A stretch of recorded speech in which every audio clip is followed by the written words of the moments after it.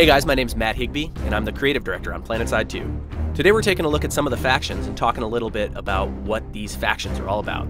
First up, we have the Terran Republic. The Terran Republic are what I would call the most professional military of the three factions.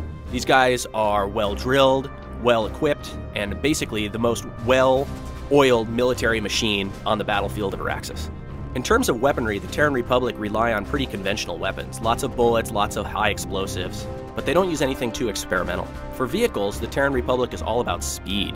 They want to basically get the fastest possible vehicles. The Terran Republic also believe in strength in numbers. A lot of their vehicles and a lot of their weapon systems require more players to operate them. But in general, they're just as effective as a one-on-one soldier as any of the other factions would be. The second of the three factions we're going to talk about are the New Conglomerate. Now, the New Conglomerate are sort of the insurgent rebel faction in PlanetSide 2. These guys basically use whatever they can get their hands on, from old mining equipment to experimental weaponry, and they really aren't going to say no to anything that works.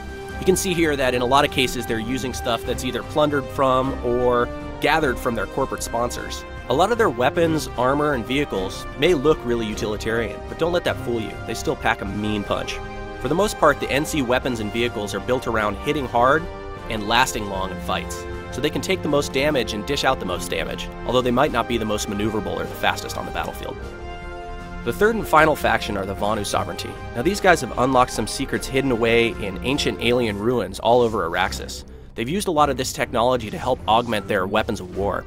The main goal of the Vanu Sovereignty is to attempt to unlock more secrets from these ancient artifacts, and they consider anything that's getting in their way to be a threat. So while the battle between the NC and the TR is sort of more of an annoyance to them, they still feel the need to compete on the battlefields just to make sure that they can get access to all the technology that's hidden all over the planet.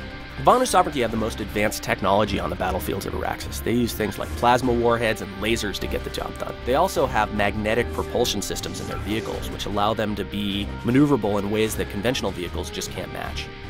The whole PlanetSide 2 team is really thrilled with how we're progressing so far, and we can't wait to show you guys more.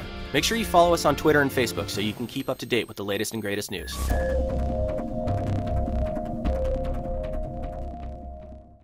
Sony.